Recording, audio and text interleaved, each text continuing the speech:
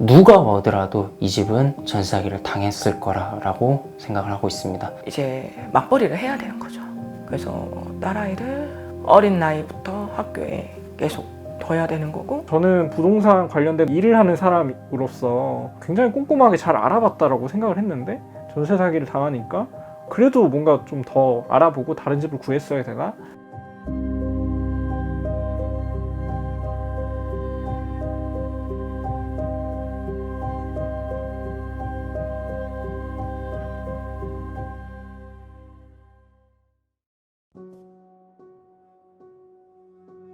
부동산 중개인이랑 이것저것 돌아봤을 때 이 집이 가장 깨끗했었고, 지금 뒤에 보시는 곰팡이나 이런 것도 없이 너무 깨끗한 집이었다 보니까 8천만 원의 전세 대출을 통해 갖고 이 집을 계약하게 됐습니다. 실건물주 명의자가 공무원이고 임대인은 건물 7채를 가지고 있는 재력가다. 그래서 이제 보증금 못 돌려받는 걱정은 안 하셔도 된다. 이런 식으로 해서 믿고 계약을 진행했습니다.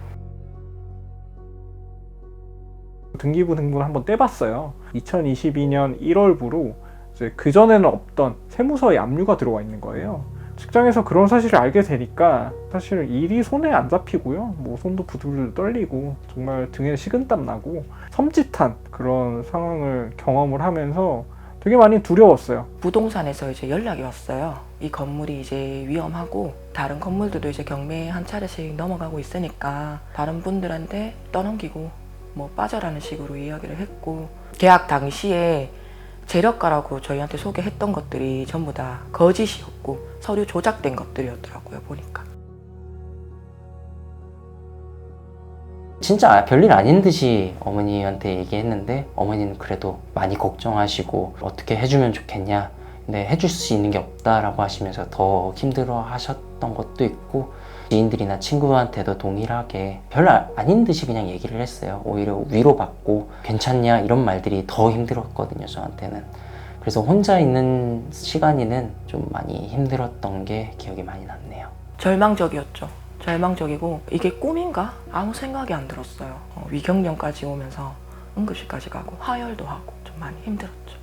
저는 부동산 관련된 일을 하는 사람으로서 굉장히 꼼꼼하게 잘 알아봤다라고 생각을 했는데 전세 사기를 당하니까 그래도 뭔가 좀 더 알아보고 다른 집을 구했어야 되나? 라는 그런 자책감도 들면서 앞으로 어떻게 해야 되지? 이 전세 대출을 못 갚으면 나는 신용불량자가 되는 건가? 내가 세웠던 뭐 결혼이라든지 직장의 계획들 이런 것들은 다 물거품이 되는 건가? 내 인생이 앞으로 어떻게 되는 거지? 이런 것들에 대해서 정말 밤이면 밤마다 계속 걱정을 했던 그런 순간들이 이어졌었고요.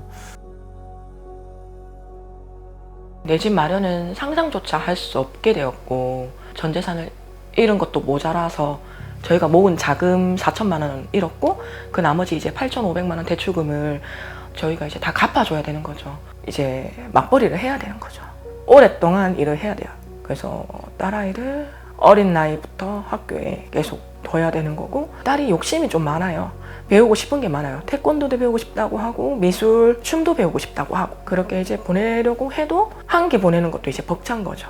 이제 빚을 갚아야 되니까 재정적으로도 많이 힘들고.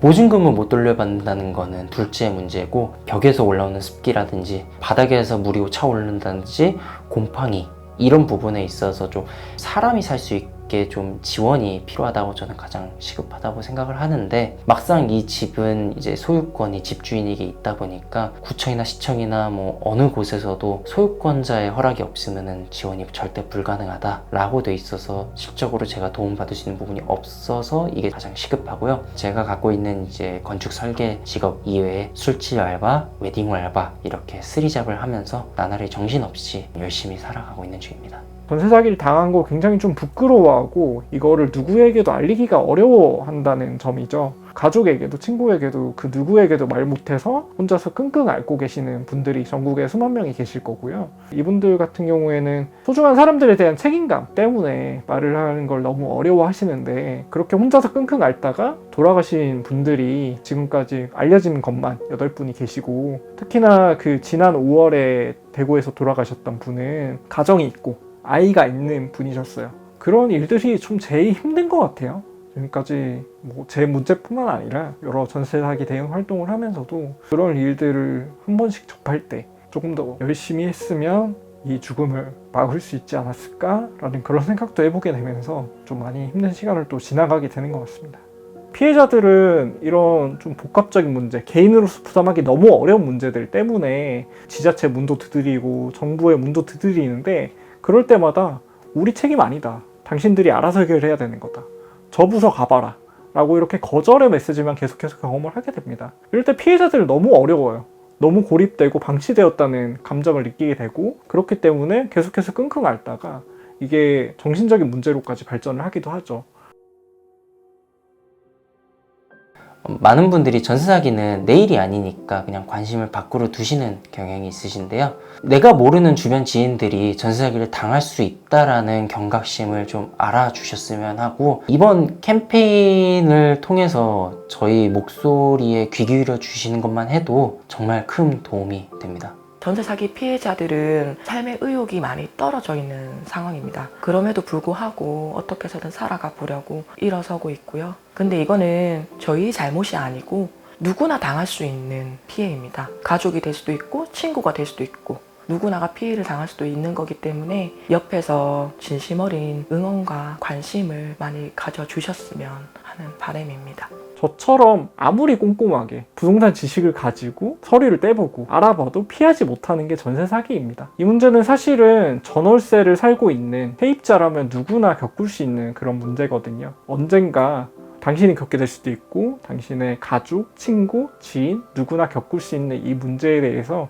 외면하지 마시고 함께 해결해 나가고 조금 더 세입자로서 존중받고 안정적으로 살 수 있도록 힘을 모아주시면 좋겠다는 말씀을 드립니다.